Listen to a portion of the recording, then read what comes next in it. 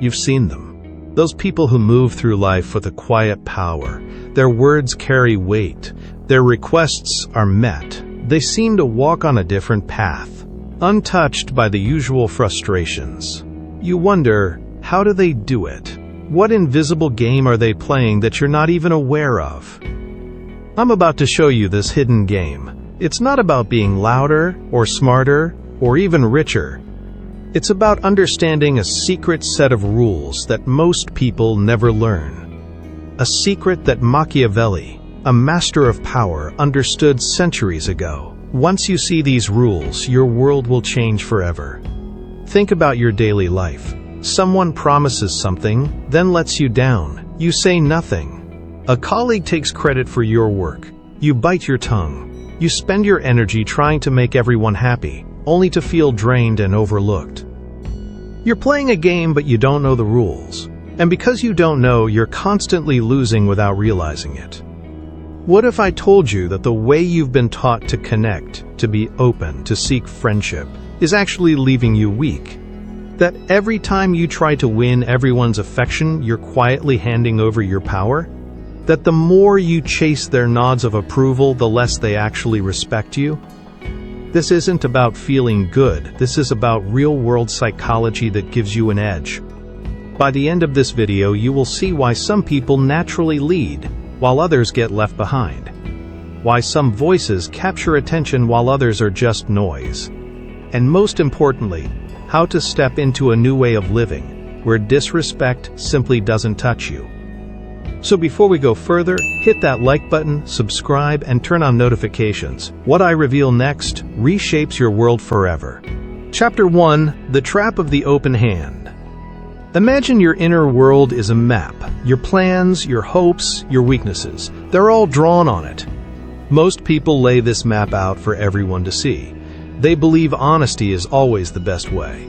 They think showing their hand builds trust. But in the hidden game, an open map is an open target. Machiavelli understood that revealing your path too soon is an invitation for others to block it.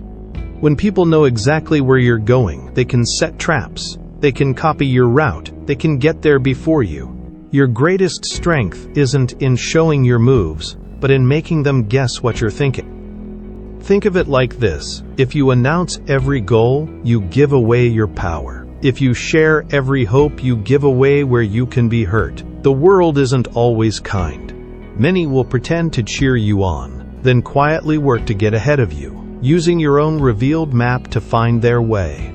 They'll smile, nod, and then subtly change your path, or even claim it as their own. Consider a new job opportunity. You excitedly share every detail of your plan to get it. You tell colleagues your strategy, your unique ideas. You think you're building excitement. But what you've actually done is handed them a blueprint. Suddenly, your colleague had a similar idea. Your manager subtly redirects your proposal, making it his own. The job goes to someone else, and you're left wondering how it happened. It happened because you made yourself predictable. You showed your map before the race even began. You gave away your best plays before the game started. This isn't just about big career moments. It happens in friendships too. You tell a friend about a personal challenge you're facing, hoping for support. Instead, they might use that information later, perhaps not to harm you directly, but to subtly feel superior, or to give unwanted advice that isn't truly helpful. Or worse, they share your private thoughts, breaking your trust. Because you made your inner world too easy to read. You thought you were bonding, but you were actually exposing. The powerful don't reveal their maps. They study the maps of others. They listen, they watch, they gather details. They learn what drives people, what makes them tick, what makes them vulnerable. And all the while, their own map remains hidden, allowing them to move unseen, making moves no one saw coming. This isn't about being dishonest. It's about being strategic. You don't owe everyone your deepest truths. Your plans are a seed you plant in silence, nurturing it until it's strong enough to break through the ground on its own. Only then do you let the world see the fruit. So how do you guard your map? When someone asks about your big plans, share general ideas, not specific steps. When they ask about your fears, speak of general worries, not your core weaknesses. Let them see a small, pleasant garden, not the secret vault underneath. This takes practice.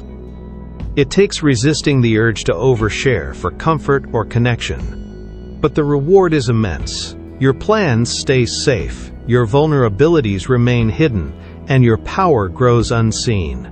Guarding your map means being selective with your energy and your information. It means choosing wisely who gets to see the true direction of your life, and who merely gets to observe your results.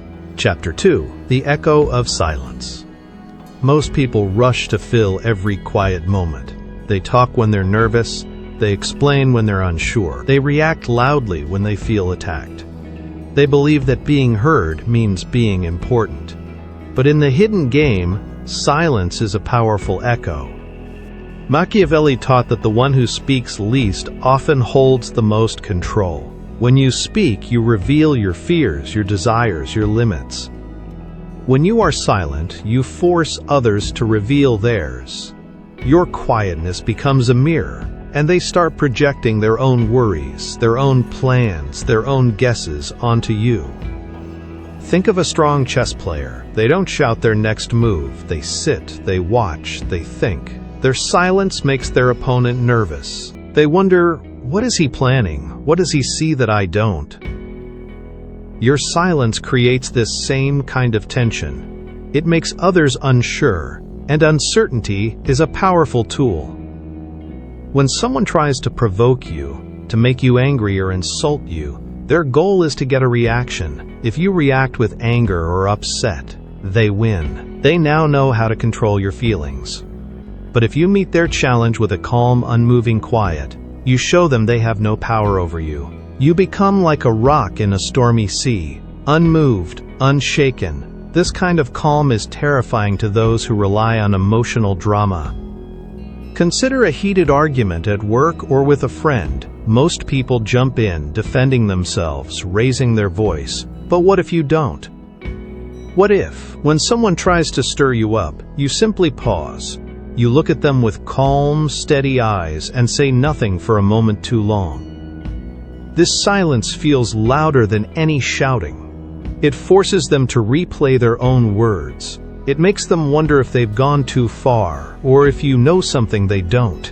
They will often fill that silence with more information, more explanations, or even apologies, simply because the quiet makes them uncomfortable. This isn't about being cold, it's about being in control of your inner world. Your emotions are your own, don't let others play with them. Let your quietness make them question themselves, not you. Let your calm force them to show their hand, while you keep yours hidden. Practicing silence means actively choosing not to react. It means observing your own urge to speak, to defend, to fill the void, and instead holding back. It means letting awkwardness linger. This takes courage, because society often makes us feel we must respond. But the greatest power comes not from the words you say, but from the words you don't say, and the impact of your deliberate quietness. This quietness projects a powerful message. I don't need to explain myself to you, and I am not controlled by your words. It's an act of self-possession that often rattles those who expect a quick emotional response. They'll try harder to get a reaction, revealing more about their own needs and insecurities, while you remain a mystery. Chapter 3. The Price of Predictability. In the hidden game, being too easy to predict is like having a giant "kick me" sign on your back. People know exactly what you'll do, how you'll react, and what you need. And once they know that, they can easily get what they want from you. Machiavelli understood this deeply. Men are so simple and so ready to obey present necessities that he who deceives will always find someone who will allow himself to be deceived. In simple terms, people will treat you exactly how you allow them to treat you. If you are always nice, always forgiving, always saying yes, you train them to take you for granted. Your need for approval, for everyone to like you, is a major weakness. It makes you a puppet on strings.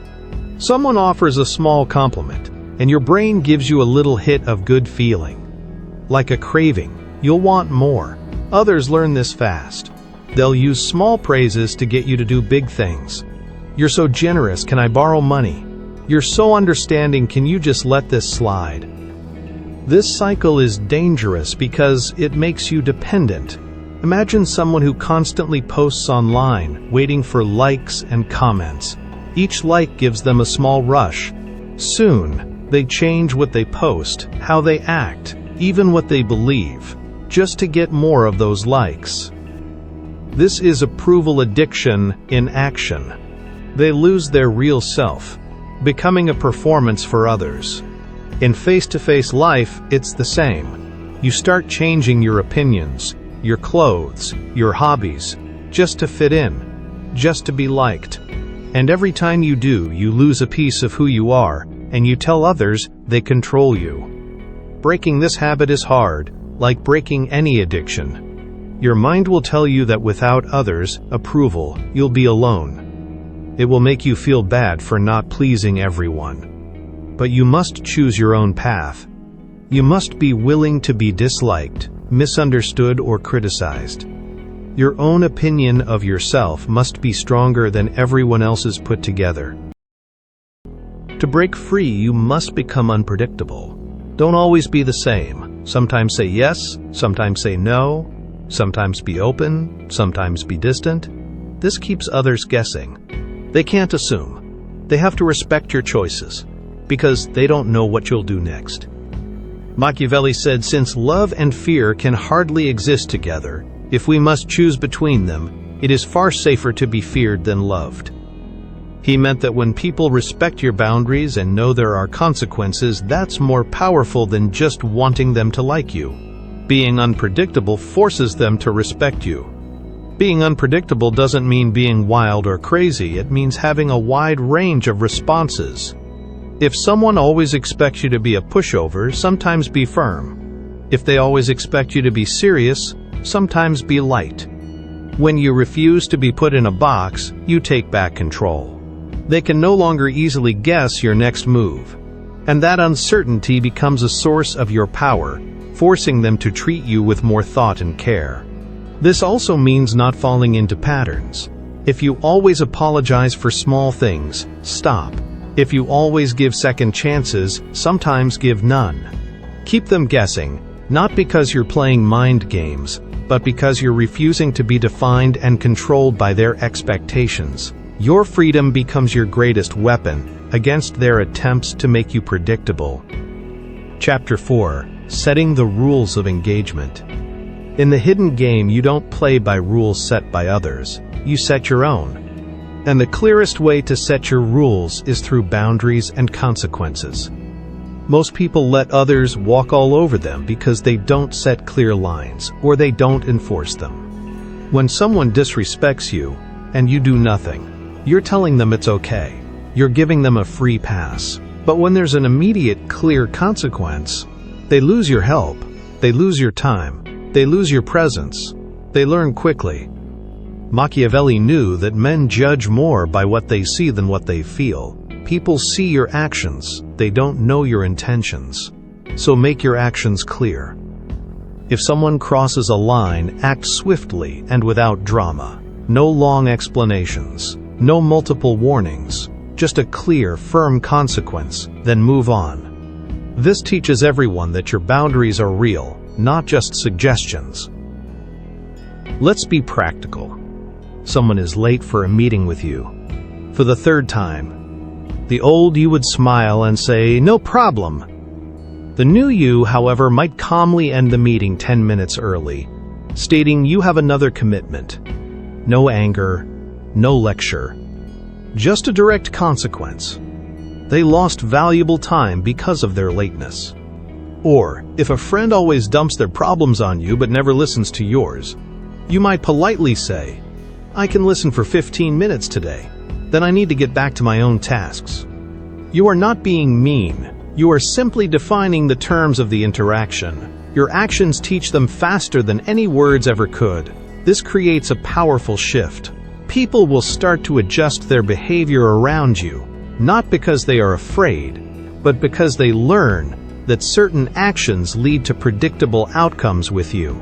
Your calm, swift enforcement of boundaries becomes a clear language they quickly understand. Also, learn to use distance. Most people think being always available makes them valuable. They think always saying yes makes them loved. But the opposite is true. Scarcity creates value. When something is rare, it's desired more. When you are always available, you become like background noise. People stop appreciating your presence. But when your time becomes rare, when your attention is limited, when your forgiveness isn't guaranteed, suddenly these things become precious. Think of people who have real power. They are selective. They show up when they want to, leave when they are ready, and say no without excuses. This selective presence makes their actual presence more valuable. This isn't about being mean. It's about being smart with your most valuable resources: your time, your energy, your emotions. When you give them away freely, they become cheap. When you give them carefully to those who appreciate them, they become priceless. Machiavelli would tell you to be willing to lose some people in this process. The ones who only valued you because you were easy to get will leave. Good. Those weren't real connections anyway. The ones who stay, who respect your limits and value your carefully given presence, those are the relationships worth keeping. They are built on true respect, not your desperate need to please. This strategic distance applies to social media too. Are you instantly liking every post, replying to every comment? When you become too accessible, your own contributions become less impactful. Take a step back. Comment less, but make your comments more thoughtful. Share less often, but make your shares more meaningful. Your digital presence, like your physical presence, benefits from intelligent scarcity. It makes your interactions more powerful and your presence more desired. Remember, in a world that shouts, the quiet ones are the most fascinating. Your choice to be less available and more selective becomes an act of power in itself. Chapter 5: The Master's Freedom. When you start playing by these hidden rules, guarding your map, using silence, breaking predictability, setting clear boundaries, and valuing your time, something profound happens. You become truly free. Your relationships improve, not all of them, but the real ones.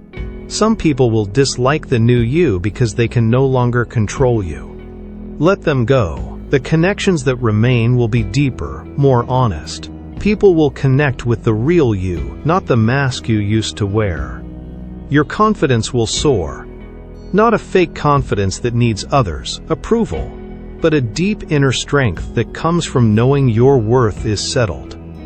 You'll stop second-guessing yourself because you won't care if others agree with your choices. Opportunities will start coming to you. People will seek your thoughts because they know you'll give them the real truth, not just what they want to hear. They will offer you better chances because they know you won't just take whatever they give you. Your stress will melt away. When you stop trying to manage everyone else's feelings and thoughts, life becomes simpler. You can focus on what truly matters to you, instead of constantly worrying about who you might have upset. And the biggest change? You become free in your mind. Free from the tiring cycle of seeking approval. Free from feeling like you need to be a different person for everyone. Free to be your authentic self without saying sorry or explaining why. Machiavelli once said, "It is not titles that honor men, but men that honor titles." Your true worth doesn't come from what others think of you. It comes from what you think of yourself, and how you choose to live in the world. This transformation won't happen overnight, and it won't always be easy. You'll feel the pull to go back to old habits. You'll doubt yourself when people react badly to your new boundaries. But stick with it. Because on the other side of this challenge is a version of yourself you've probably never met. Someone who naturally commands respect, who has real, honest relationships, who doesn't need anyone's approval to feel complete. The world is full of people desperate to be liked, but it's starved for people who command genuine respect. Which one will you choose to be? If you've watched this far, you're already different. Most people can't face uncomfortable truths about themselves. Most would rather stay comfortable and powerless than see how they've given their power away. But you're still here, which means you're ready to make this powerful change. From someone who gets pushed around to someone who is respected. From someone who begs for approval to someone who doesn't need it. From someone who gives their power away to someone who holds it tight.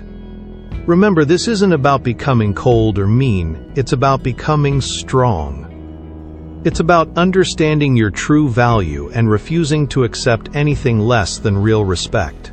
It's about breaking free from the approval habit that's been controlling your life and stepping into the power that's been waiting for you all along.